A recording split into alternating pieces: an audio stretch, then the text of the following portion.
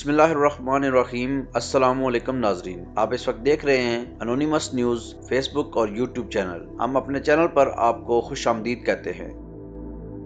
ارشد شریف قتل کیس میں fact finding report کے 5 اہم نکات آپ کے سامنے رکھتے ہیں۔ ارشد شریف کے واقعے کو تقریباً 2 ماہ بیت چکے ہیں، لیکن آج بھی یہ بحث جاری ہے کہ انہیں کسی سازش کے تحت قتل کیا گیا یا محض ایک اتفاقی حادثے کے نتیجے میں وہ زندگی سے محروم ہو گئے۔ معاملہ روز بروز الجھتا جا رہا ہے، لیکن ہم نے حکومت کی فیکٹ فائنڈنگ ٹیم کی رپورٹ کے تفصیلی جائزے سے 5 جواب طلب سوالات تلاش کیے ہیں۔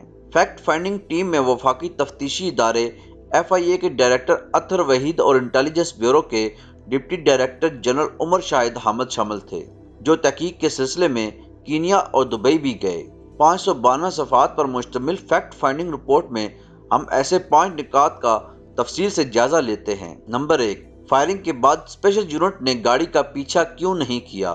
میڈیا رپورٹس کے علاوہ فیکٹ فائنڈنگ ٹیم نے بھی جنرل سروس یونٹ GSU کے غلط شناخت والے موقف کا ذکر کیا، لیکن تحقیقاتی ٹیم اس سے اتفاق نہیں کرتی کہ ارشد شریف کو غلط شناخت کے سبب قتل کیا گیا۔ GSU کا موقف ہے کہ ناکہ لگا کر بیٹھنے کا مقصد لینڈ کروزر کو روکنا تھا۔ فائرنگ کے نتیجے میں خرم اور ارشد شریف کی گاڑی کا ایک ٹائر پھٹ گیا اور راستہ بھی ہموار نہ تھا کہ گاڑی بہت تیزی سے نکل جاتی، مگر اس سب کے باوجود GSU نے گاڑی کا پیچھا کرنے کی ذرا بھی زحمت نہیں کی۔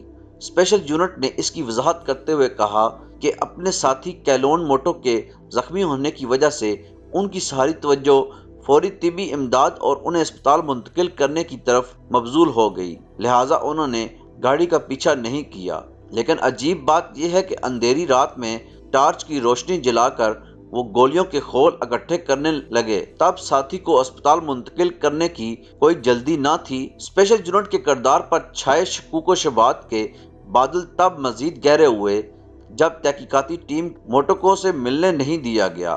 ابتدا میں کہا گیا کہ وہ ہسپتال میں زیر علاج ہیں۔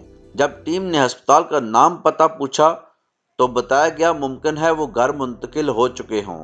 موٹوکو زخمی ہونے کے باوجود فائرنگ کر سکتے تھے، مگر چند روز بعد تحقیقاتی ٹیم سے ملاقات ممکن نہ تھی۔ ہے نا عجیب و غریب بات؟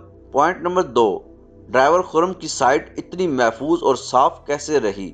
ارشد شریف کی گاڑی پر 9 گولیوں کے نشانات ہیں۔ ونڈ سکرین کی بائیں جانب ایک گولی کا سوراخ ہے، 2 گولیوں کے سوراخ پیچھے بائیں جانب کی نشستوں پر ہیں، ایک گولی کا سوراخ پیچھے دائیں دروازے پر ہے، 4 سوراخ ڈگی کی دائیں جانب اور ایک سامنے کی دائیں ٹائر پر ہے، جس سے اس ٹائر کی ہوا نکل گئی تھی۔ اگر ہر قیمت پر گاڑی کو روکنا ہی تھا تو فائرنگ اس طرف ہونا چاہیے تھی جہاں ڈرائیونگ سیٹ ہے، مگر خرم کی کھڑکی بالکل محفوظ رہی، جس سے معاملہ مزید مشکوک ہوتا ہے۔ اس کے علاوہ گاڑی میں خون کے چھینٹے پچھلی سیٹوں تک پہنچے، مگر خرم کی سیٹ پر نشان تک نہ تھا، جیسا کہ تمام رپورٹس میں ذکر کیا گیا کہ وہ ایک کچا راستہ تھا اور گاڑی کا ایک ٹائر بھی نکارا ہو چکا تھا۔ ایسے میں آپ خود سوچیں کہ گاڑی کیسے ہچکولے کھاتی ہوئی فارم ہاؤس تک پہنچی، مگر خرم کی سیٹ بالکل صاف رہی۔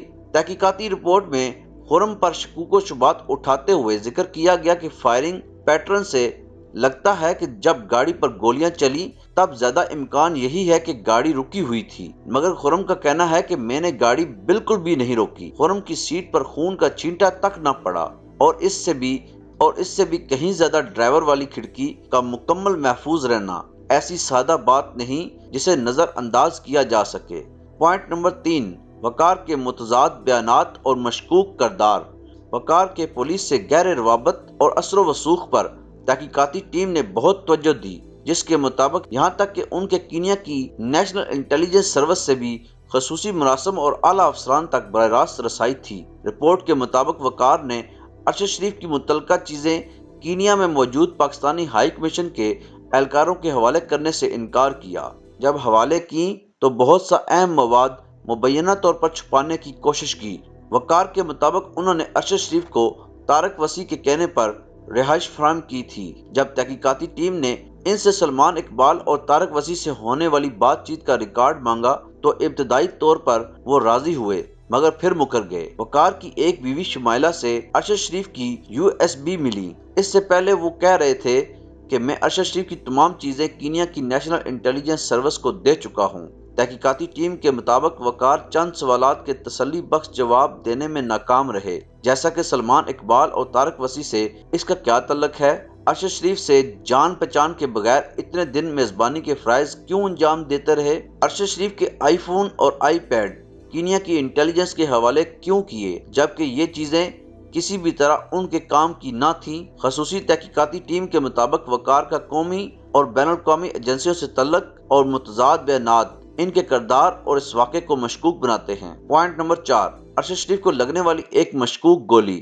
فیکٹ فائنڈنگ ٹیم نے ارشد شریف کو لگنے والی ایک ایسی گولی کا ذکر کیا جو ارشد شریف کے سر کی پچھلی جانب کمر کی طرف کر کے 6 سے 8 انچ کی فاصلے پر ایک گولی لگی جو سینے سے پار ہو گئی۔ یہ گولی نسبتاً قریب سے چلائی گئی تھی۔ تحقیقاتی ٹیم کے مطابق ارشد شریف کو لگنے والی یہ گولی سیٹ سے گزر کر نہیں گئی اور ایسا ہونا سمجھ سے بالاتر ہے۔ ارشد شریف کے قد کاٹ کا شخص اگر معمول کے مطابق V8 کی سیٹ پر بیٹھے تو ممکن ہی نہیں کہ گولی سیٹ سے گزرے بغیر گردن سے 6 انچ نیچے لگ سکے۔ ایک شبہ یہ بھی ظاہر کیا جا رہا ہے کہ روڈ بلاک پر پہنچنے سے پہلے ہی ارشد شریف مردہ حالت میں تھے۔ BBC اردو کی تحقیق سے اس شبے کو مزید تقویت ملتی ہے۔ خرم نے اپنے ابتدائی بیان میں کہا تھا کہ فائرنگ والے مقام سے فارم ہاؤس تک جانے میں انہیں تقریباً آدھا گھنٹہ لگا اور اس دوران ارشد شریف سانسیں لے رہے تھے، مگر فارم ہاؤس پر پہنچنے کے بعد جس شخص نے سب سے پہلے ارشد شریف کو دیکھا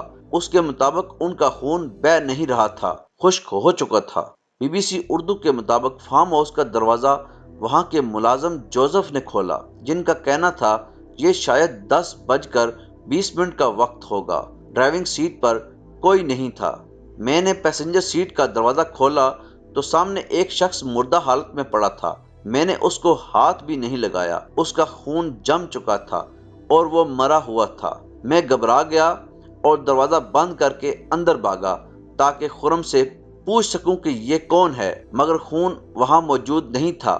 میں اس کے بعد بھاگ کر اپنے کمرے کی طرف آ گیا اور اس وقت باہر نکلا جب گیٹ پر دوسری گاڑیاں پہنچی۔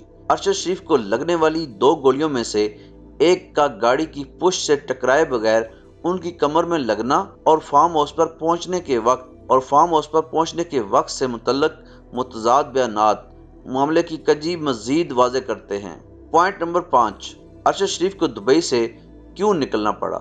دبئی کے ہوٹل ملینیم البرشا کے کمرہ نمبر 243 میں بیٹھے ارشد شریف اپنے دوستوں عدیل راجہ، کاشف عباسی اور خاور گمن سے کال پر بات کر رہے تھے کہ اچانک انہیں ریسیپشن سے اطلاع دی گئی کہ کوئی شخص انہیں ملنے آیا ہے۔ فیکٹ فائنڈنگ ٹیم کو دیے گئے اپنے بیان میں ARY کے مالک سلمان اقبال بتاتے ہیں کہ ارشد شریف نے انہیں 19 اگست کو کال کی اور بتایا کہ کوئی شخص ان سے مل کر گیا ہے جس نے ان سے کہا ہے کہ وہ 48 گھنٹے میں وہاں سے چلے جائیں۔ ارشد شریف کے پاس کسی اور ملک کا ویزا نہ تھا اور نہ ہی 48 گھنٹے میں کسی ملک کا ویزا لینا آسان ہوتا ہے۔ تحقیق کے مطابق ارشد شریف نے برطانیہ جانے کی کوشش کی لیکن اس کے ویزے کے لیے انہیں بتایا گیا کہ انہیں اپنے ملک واپس لوٹنا پڑے گا۔ سلمان اقبال کے بقول ارشد شریف کے پاس دبئی سے نکل کر مالدیپ، سری لنکا یا کسی افریقی ملک جانے کے سوا کوئی راستہ نہ تھا۔ ارشد شریف نے اس روز وہ ہوٹل فوراً چھوڑ دیا۔ یقیناً انہیں آخر میں آپ سے درخواست ہے کہ ہمارے YouTube چینل کو ضرور سبسکرائب کیجیے اور گھنٹی کے بیل آئیکن کو ضرور دبائیے۔ آپ کا بہت شکریہ۔